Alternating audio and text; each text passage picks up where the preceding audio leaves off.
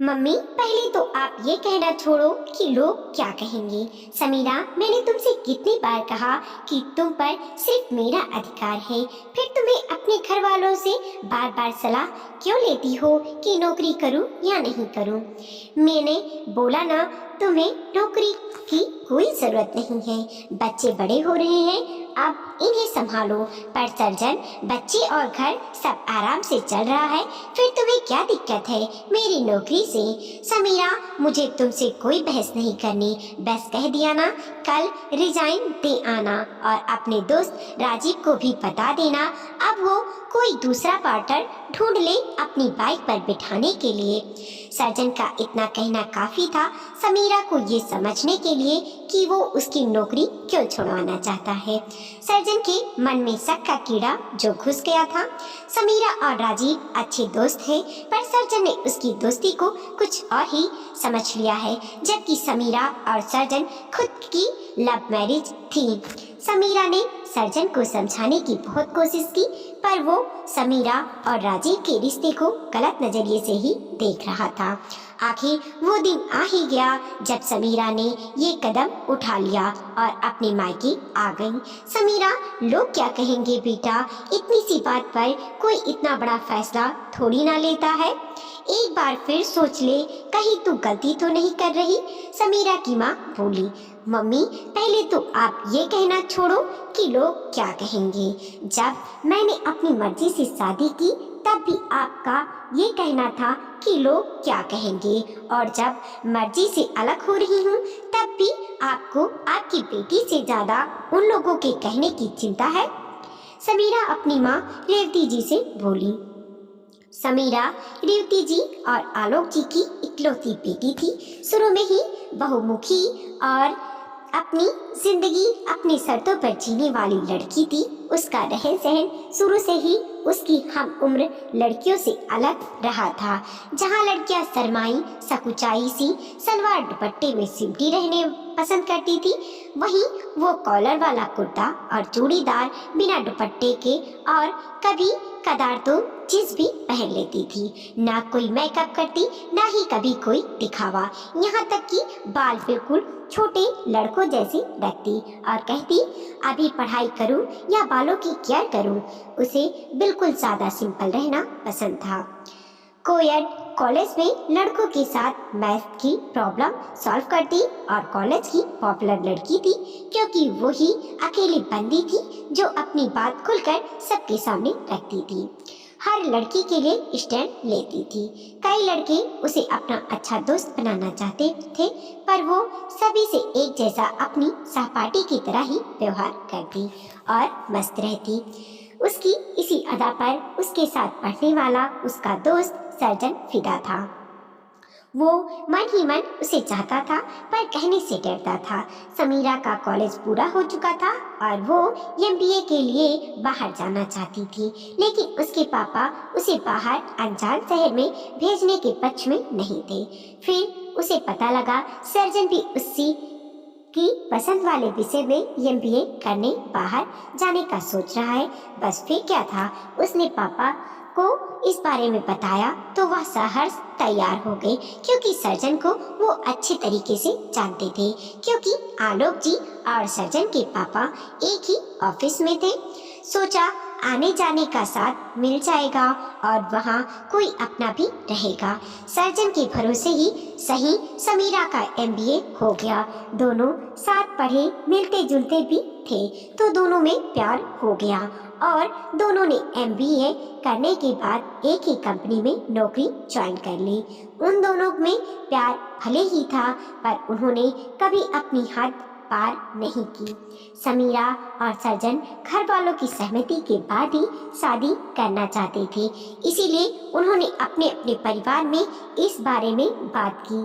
समीरा की और सर्जन की मम्मी पहले तो लोगों के डर से तैयार नहीं हुई, ये सोचकर कि गैर बिरादरी में शादी होगी तो लोग क्या कहेंगे, पर उन्हें अपने बच्चों के प्यार और विश्वास ने जीत लिया और वो भी मान गए। पर समीरा के माता पिता इतना जरूर पूछते थे, इस बात की क्या गारंटी है कि तुम उसके साथ हमेशा खुश रहोगी और वो कहती, हमेशा खुश रहने की गारंटी किसी भी शादी में नहीं होती, लेकिन अभी तो ये पता है कि हम साथ में खुश रहेंगे।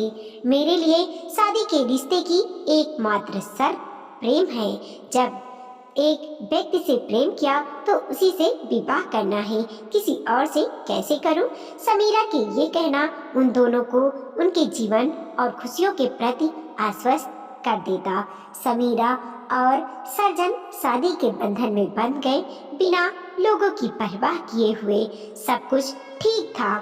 समीरा और सर्जन भी खुश थे अपने वैवाहिक जीवन में और 2 बच्चों के माता पिता भी बन चुके थे। पर धीरे धीरे उनके रिश्ते बदलने लगे। उन दोनों की सोच एक ही छत के नीचे रहकर भी बदल चुकी थी। उनकी प्राथमिकताएं बदल गईं। सर्जन समीरा को अपने अधीन रखना चाहता था। बात बात पर उससे कहता, तुम पर सिर्फ मेरा अधिकार है। किसी और से बात की या कोई संबंध रखा तो फिर मुझे भूल जाना। ऑफिस में पुरुष सहकर्मी के साथ समीरा का हंसना बोलना अब सर्जन को खटकने लगा था, या कह सकते हैं 2 लोग हमेशा एक ही शिद्दत से प्यार नहीं कर सकते और शादी का रिश्ता बिना प्यार के निभाया नहीं जा सकता। इसीलिए समीरा ने सर्जन से अपने दोनों बच्चों के साथ अलग होने का फैसला ले लिया था और समीरा और रेवती जी इसके बारे में ही बातें कर रही थी और समीरा को तलाक नहीं लेने का सुझाव दे रही थी। पर समीरा शुरू से ही अपनी जिंदगी अपने तरीके से अपने शर्तों पर जीने वाली लड़की थी। उस पर उसकी मर्जी के खिलाफ कोई अधिकार जमाए ये उसे कतई पसंद नहीं था। इसीलिए लोग क्या कहेंगे इसकी परवाह ना तो उसने कभी पहले की थी, ना ही कभी करना चाहती थी। पर बेटा, तू समझती क्यों नहीं? अभी तेरी शादी को 15 साल हो चुके हैं। जैसे अब तक निभाया वैसे आगे भी निभा ले। लोगों को कहने का मौका क्यों देना चाहती है? रेवती जी बोली, माँ, जब मैंने प्रेम विवाह किया था तब भी लोगों ने तो कहा ही था, पर मैं अपने प्यार के साथ गई और मैंने अपना जीवन भरपूर जिया भी। मुझे अभी भी सर्जन के साथ की कई तस्वीरें पसंद हैं। मैं अब भी उसका जिक्र प्यार के साथ करना पसंद करूंगी। उसके साथ जो शिकायतें हैं वो अपनी जगह हैं। शादी और तलाक मेरा अपना फैसला है। इसमें लोग क्या कहेंगे मेरे लिए कोई मायने नहीं रखता। लोगों के लिए शादी के रिश्ते में सिंदूर, चूड़ी, बिंदी महत्व रखती होगी, पर मेरे लिए शादी में सिर्फ और सिर्फ एक दूसरे के प्रति प्यार और सम्मान की दरकरार होती है। कभी कभी प्यार और सम्मान साथ रहकर नहीं, अलग होकर बेहतर व्यक्त किया जा सकता है। मैं चाहती हूँ कि बच्चे जाने की रिश्ते की नींव प्यार होती है। इसके लिए जरूरी है कि उन्हें आपस में एक छत के नीचे लड़ते झगड़ते मम्मी पापा नहीं, बल्कि 2 अलग अलग और अपने जीवन से खुश लोगों के हाथों परवरिश मिले। समीरा को बस अपने माता पिता के सोचने से फर्क पड़ता था, क्योंकि वो उनके जन्मदाता थे और जब वो सहमत हो गए तो समीरा और सर्जन खुशी खुशी अलग हो गए और अब भी एक दोस्त बनकर एक दूसरे का साथ देते थे। बच्चों को भी अब दोनों का बराबर प्यार मिल रहा था। समीरा अब तलाकशुदा थी, पर ये कहने से कतई नहीं कतराती थी, बल्कि सबके सामने अपने तलाकशुदा होने का कारण बताती। वो कहती थी कि शादी और तलाक में कोई उतना ही अपमानित कर सकता है, दुख पहुंचा सकता है, जितना आप करने की छूट देते हो। उसका मानना था लड़कियां सड़ चुके रिश्ते की लाश ढूंढने की बजाय किसी और के अधिकार के अधीन रहने के बजाय आगे बढ़ें, अपने फैसले करें। जीवन किसी भी तरह आसान नहीं, मुश्किलें अगर अपनी चुनी हुई होती हैं तो जीना अच्छा लगता है। जीने का अपना अलग मजा है। दोस्तों, हमारा समाज सहज ही ये मान लेता है कि किसी महिला के लिए तलाक का मतलब है उसके जीवन पर दुखों का पहाड़ टूट पड़ना। पर कभी कभी महिला अपने आत्मसम्मान के लिए भी तो ये फैसला ले सकती है।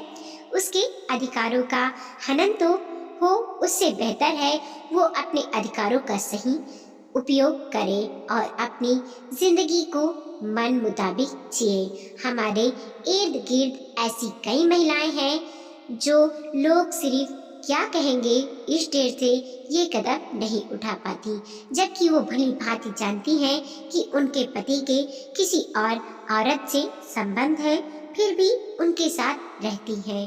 पति झूठ बोलता है, फिर भी बरसों बरस वह उस झूठ को निभाती है। वह रोती है, घुटन में जीती है, झगड़ा करती है, पर तलाक नहीं ले सकती। यहाँ तक कि शिक्षित आत्मनिर्भर महिलाएं भी कई कई साल इस उधेड़बुन में बिता देती हैं कि इस त्रास से बाहर कैसे आए। पर एक बात जो मुझे लगती है कि पति पत्नी के बीच आपसी संवाद है, आपसी समझदारी है, तो वह जैसे चाहे रहे, यह उनका निजी फैसला है। पर एक दूसरे पर अपना अनावश्यक अधिकार जताना और अपने आत्मसम्मान को दांव पर लगाना भी तो गलत है, चाहे बात लड़के की हो या लड़के की। वीडियो को लाइक कीजिए, कमेंट कीजिए और अपने दोस्तों के साथ जरूर शेयर कीजिए। चैनल पे नए हैं प्लीज़ सब्सक्राइब कीजिए और देखते रहिए मोटिवेशनल स्टोरी। मिलते हैं और एक नई कहानी के साथ।